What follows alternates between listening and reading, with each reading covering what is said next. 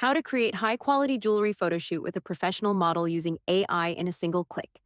Go to Top View. The link is in the description.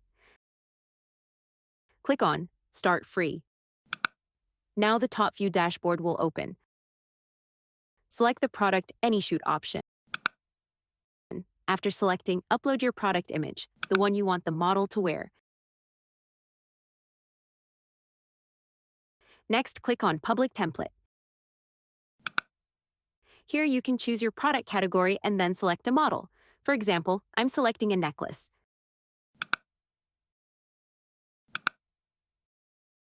Once the model is selected, choose the brush tool and draw over the product area, just like I'm doing here. This helps place the product perfectly on the model. After drawing the area, click on Generate.